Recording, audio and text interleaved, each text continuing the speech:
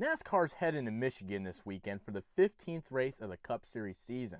But unfortunately, since I was born between the years of 1946 and 1964, and the fact that I'm too stupid and fucking lazy to log into my wife's Amazon Prime account that she uses to order her butterscotch candies and my black licorice, I won't be able to watch the race this weekend because NASCAR is ruined. I can't believe they put the races on Prime. What is that? How else am I supposed to watch my 47,000 Busch Light commercials this weekend? This is absolutely unbelievable. What do you guys think about this? What is NASCAR doing? At least there's still Paint Scheme to review, though. Let's go. If you guys didn't take that intro as a joke, I'm so sorry for your complete lack of a sense of humor. Anyway, starting us off as always is Ross the Boss. I'm starting to think that I may be the last NASCAR fan on all of planet Earth that doesn't get an erection over Busch Light Apple. While we were in Charlotte for my bachelor party, my buddy went to about 10 different locations all over the state of North Carolina searching for Bapples.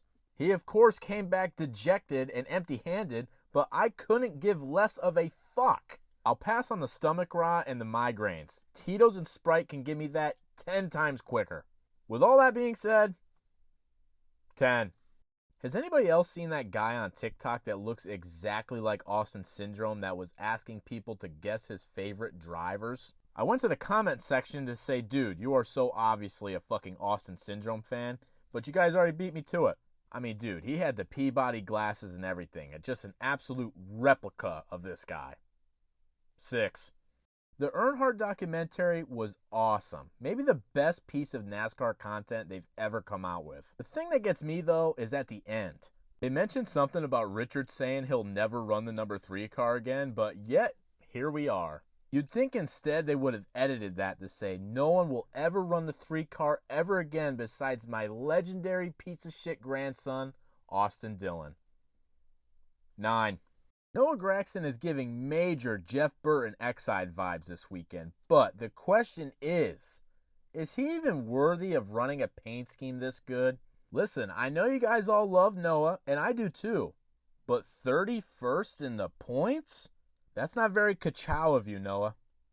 10. I had to fill Emily in last night on the 2004 Hendrick team plane crash. That was sad. Glaze on. 10.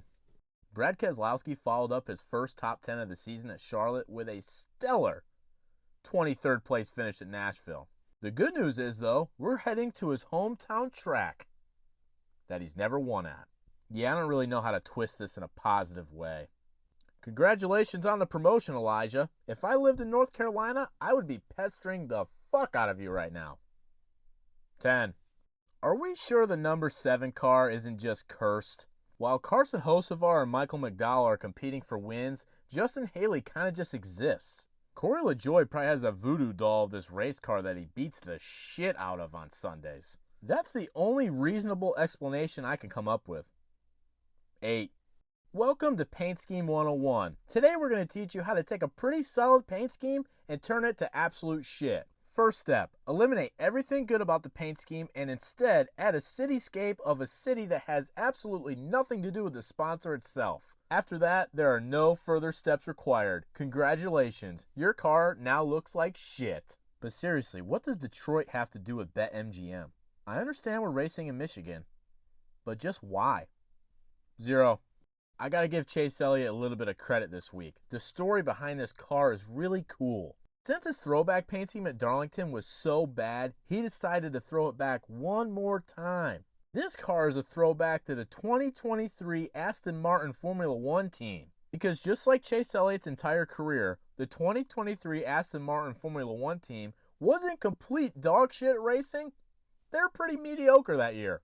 If you compared the 2023 Formula One season to Hendrick Motorsports, here's how it would fall. Larson would be Red Bull, Byron would be Mercedes, Bowman would be McLaren, and of course, Chase Elliott would be Aston Martin. 2. I feel bad for Ty Dillon. Last week I used his car as the time to talk about Amazon Prime. That rhymed. So this week, I'm going to try to say a lot of good stuff about him. Nice car. 9. So I'm pretty sure this is a slightly different Yahoo scheme than what we had previously this season, but they still fucked it up. Hunter, I'm looking at you. Can we please get somebody to line the O up with the gas cap? I mean, it is so close yet so far. What are we doing? Don't make me come down there. 7. So I guess Ryan fucking Blaney finally showed up in Nashville. Everybody and their brother, sister, and mother on Twitter told me to bet on Ryan. I didn't listen to any of them. I instead went with Denny and Hocevar. Guess what that paid out? Nothing. 8. I see a lot of people taking AJ Allmendinger as the man to beat in this upcoming in-season tournament. And I kind of like it. But who are we kidding? His engine will probably explode at the new Echo Park Speedway. That hurt physically, emotionally, and mentally to say that. 6. Mr. Buescher. It's recently come to my attention that there are a lot more people using Mr. Buescher than I originally thought. It is a travesty that RFK hasn't come out with Mr. Buescher merch yet. Maybe now that we have Elijah as one of the head honchos over there, maybe we could change that. I mean, damn, I must have enough pull to do something. When was the last time you saw a white hood on a Kroger car? Notice how this is a Kroger car and it's completely pink. You're welcome. This car fucks. Happy Pride Month. 10. It seems like Chase Briscoe was really good Sunday until the sun went down. I have to speculate it was way past his bedtime. I mean, the dude has 3 kids. 10.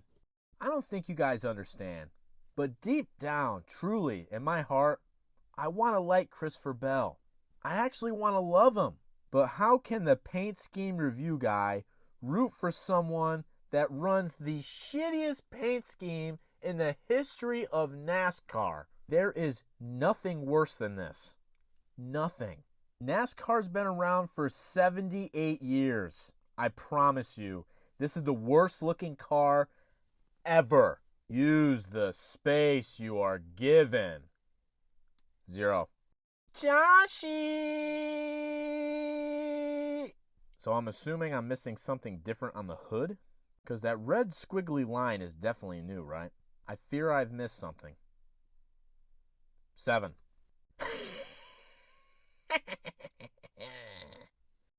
6. I know nobody likes Bubba, but if you didn't get a tad emotional at his post-race interview, you're either lying or you don't have a heart. I'm pretty sure Emily wants me to pre-order that Columbia Fish car. Don't tell her. I think this one's better. 10. I gotta give credit where credit's due. A couple laps after every restart, William Byron looked like Jesus Christ walking on water running the high side. But in the end, what did that get him? Nothing. 7. Todd, if you're going to run anything but the Love's paint scheme, it has to be the pickle car. 5. Here's your weekly reminder that Riley Herbst still exists. 6. I'm sorry, but my brain automatically connects the 38 Long John Silver's machine to Chandler Smith and not Zane Smith.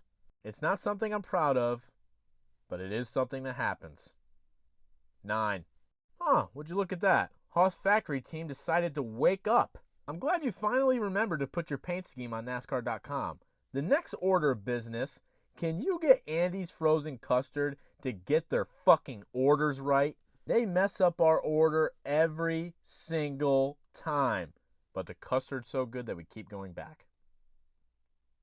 10. Do you think John Hunter Nemechek and Eric Jones do like a best of 7 Uno card series during the week to determine who gets the good car for the weekend?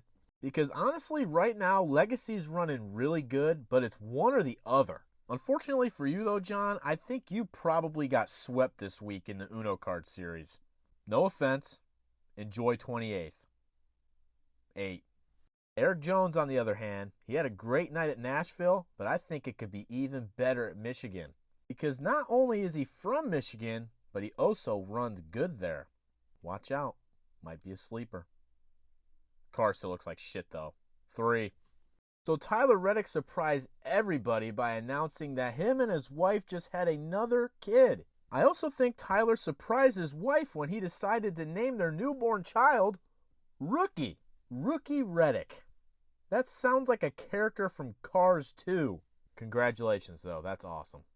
You completely ruined the Mobil 1 paint scheme, though. 5. Real American Beer! For Real American Badasses for sending me Ricky Stenhouse's shield from his helmet.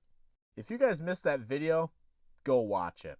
Hayek Motorsports is actually now following me here on TikTok, and they're teasing me with the idea of sending me sheet metal. Guys, please don't blue ball me. I've been through enough. And please tell Ricky not to wreck Carson. Thank you. 9. Eli! I got a fresh new haircut the other night from my lesbian barber. Happy Pride Month. 8. So I may have some additional news regarding this race car, but as of right now, I have to keep my mouth zipped. 6. Ty Gibbs is never going to win a race. And here's a friendly reminder.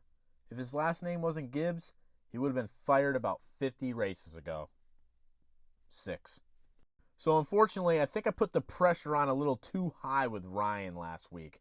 I think hyping him up and mentioning that maybe he could pick up a win at Nashville might have gotten his head. Ryan, I don't want you to think about me while you're in the race car. I've already determined where you're going to get a win, and that's Iowa, so don't worry about anything else. Just worry about keeping all 4 tires on the ground at all times. And then just start to think about me again when you're thanking everybody in Victory Lane. This car fucks. 10. It's truly a damn shame because I think I would consider Michael McDowell more of a contender week in and week out if he wasn't stuck running such abysmal looking race cars. Spire, you've improved on the Carson Hocevar rides. Let's start to help Mikey out. 2. We got some good news, bad news for Carson Hocevar.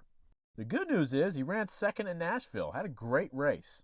He's knocking on the door of his first Cup Series win. He also just won the Money in the Bank race last night at Berlin. Shout out HD5. That trophy was killer. The other bit of good news is that we're heading to his hometown track, and this car fucks like Magic Johnson before he got AIDS. Now for the bad news.